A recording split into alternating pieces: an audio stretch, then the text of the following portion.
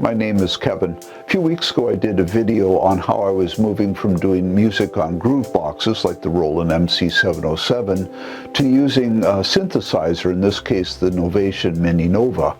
I talked about how the process for me is very different on the two platforms and how I tend not to so much have an idea and I create it as much as I just start playing around, discovering things, and allowing the process to speak to me in creating a song. So I thought, well, why not do a little making of video? So this one, it was Project Mini Nova number 4, which I ended up calling Mystic Piano because that's the patch that I created of the Mini Nova. So I'm just going to walk through the process and show you how it is that I've done each of the pieces in creating this video.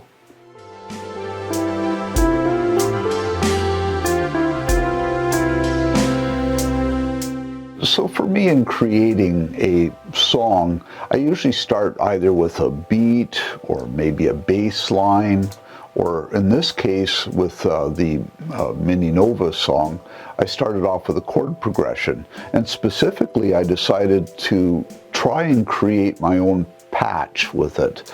I've been playing around in the Mini Nova, and while I like a lot of the patches, I thought, well, maybe I can create something. So what I did was I went into the editor and I started playing around, fiddling and diddling, trying to create something that I enjoyed, and I created one, I called it Mystic Piano. And then I started doing chord progressions after chord progression after chord progression. In fact, I think I did a dozen before I finally got one that I liked. And to be quite honest, I'm not a great keyboardist, so basically what happens is I do the chord progressions, I record both the audio and the MIDI. Then what I do is I fix the MIDI, and then because of the way that Reaper works, I can then actually have the MIDI track control the Mini Nova and re-record the audio so that it's in sync with everything else.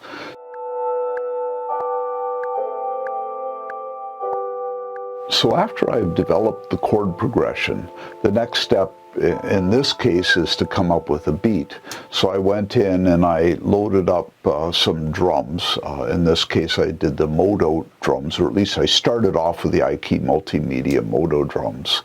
And I pulled out the keyboard and I tapped away out of time.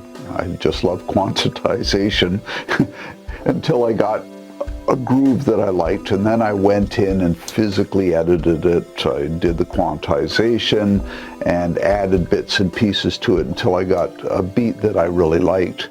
Then the next step in the process was to do a bass line, and I used the Mini Nova for that. And again, it was that same process where I went in and I recorded both the audio and the MIDI, fiddled and diddled, take after take until I got one that I liked.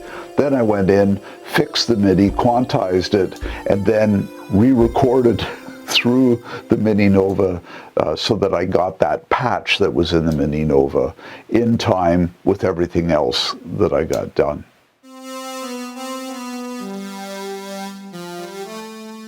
Every good song should have a great melody. Unfortunately, that's probably my biggest weakness.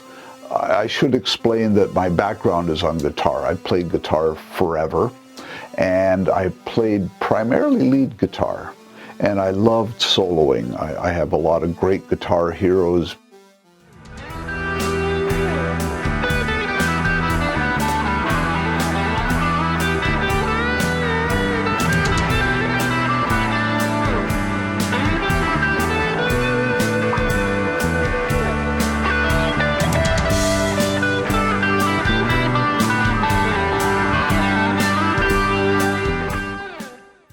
I have a lot of great guitar heroes, B.B. King, Eric Clapton, Stevie Ray Vaughan, Phil Keaggy, on and on. The list is a mile long. And I really developed an improv style where playing in a band, they'd turn to me and I would just start playing. So melodies are not my strength, but for this I needed some kind of lead part, and I did it on the keyboard, which I don't play very well, so I did the best I could to create a melody that I liked, and that was the next step, to overlay that with what I've done for the chord progression, the bass, and the drums.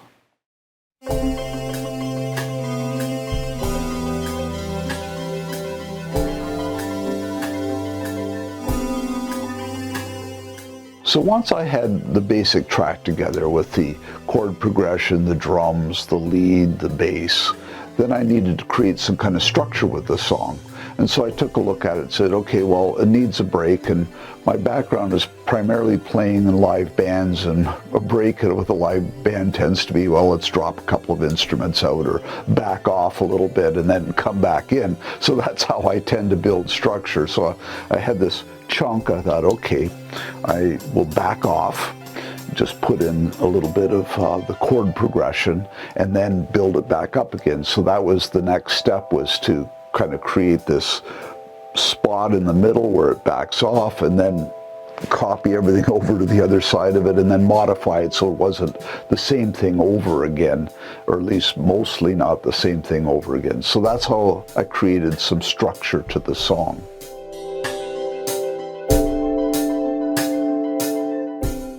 I should say that a song like this I do over a period of a lot of days, because it's really important to take a break and then come back at it with fresh ears, fresh eyes even, just to figure out where you went and where you didn't go. One of the first things I noted was I hated the lead. I just really didn't like it.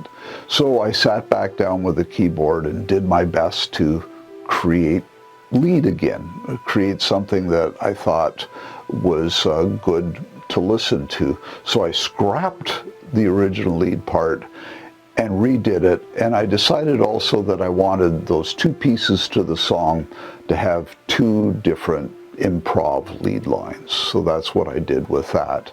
And that was an important part. I also looked at other bits and pieces and adjusted things and made sure that it all kind of worked together and I was happy basically with it. One of the things that I did was I realized that the drum, especially the hi-hat, was just too regimented and too slow, that there wasn't energy in it. So I put in a second drum line and put in far more taps and some sticks and a little bit of snare, just to bring up the energy level so that it wasn't quite as boring as it was sounding to me. I then started the process of mixing it, and as I was mixing it, doing, compression and EQ and so on and so forth, adding some reverb, I realized I hated the drums as well. The Moto drum kit that I chose, just especially the kick, didn't sound right. And I have a bunch of different kits in the Moto drum, and I couldn't find one that I liked, so I changed over to the MT Power Drum set.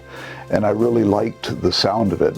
Of course, what happened at that point was everything was out of whack. The snare was too loud, the hi-hats, and I had to go back in, readjust all of that, change the levels and everything, get it so that it was a more balanced kit. I'm not sure it still is balanced, but it's better than it was when I first changed over. So I went through and I did the mixing and the compression and the EQ and got it as far along as I could before I started thinking about mastering it. Mastering. Okay. Way back years ago, I used to do industrial production music, and I did my own tracks and mastered them. And mastering is an art form that I never conquered. So I bought Onzone 11 and I just let it do its thing.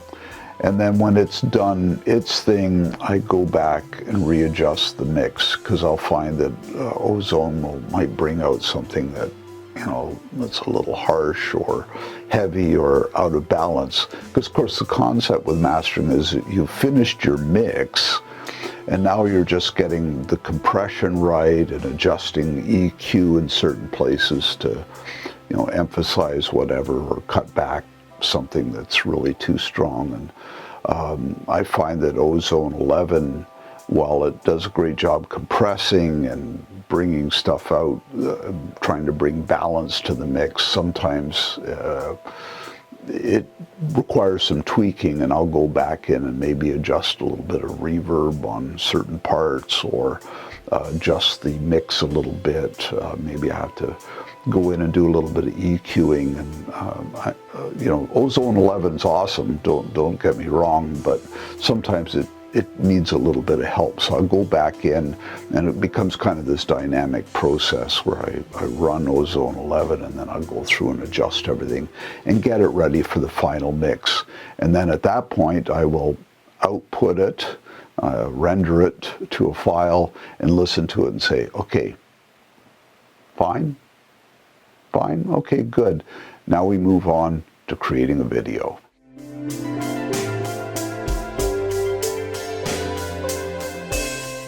My video creation process is rather simple here.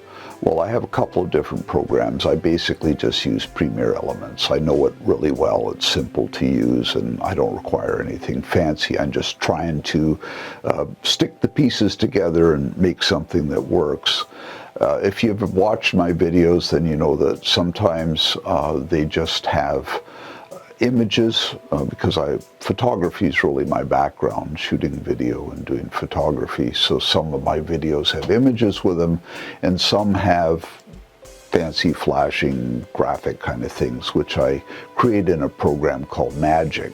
So I'll go through this process. In the case of this one, I brought the track in. I did a screen video of Reaper running through the video, put that in the background, and then I just played around with Magic and created a bunch of graphics and said, okay, I'll live with that.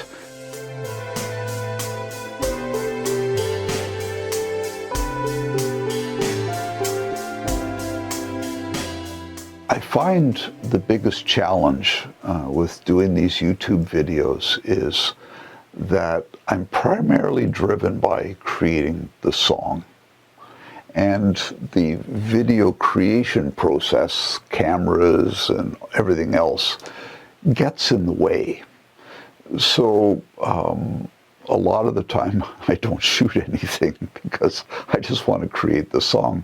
But there are times when it's really important for the video to have something, you know, other than Magic or some still images.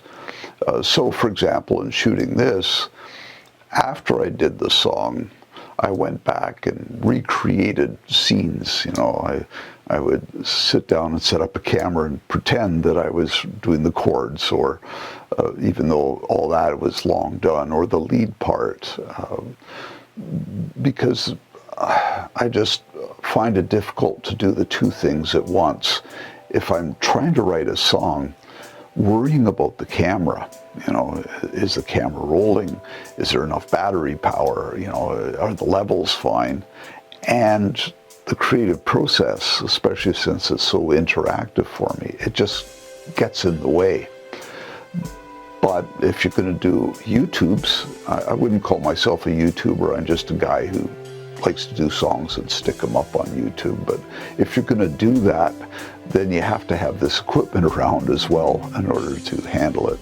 And you got to kind of pay attention to both sides, creation of music and shooting a video.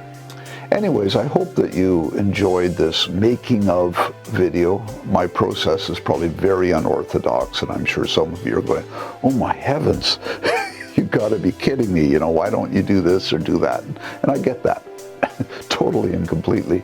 But that's my process at this point, and I'm constantly refining these things and looking for new ways and different ways and probably better ways of doing this. So thank you so much for watching this.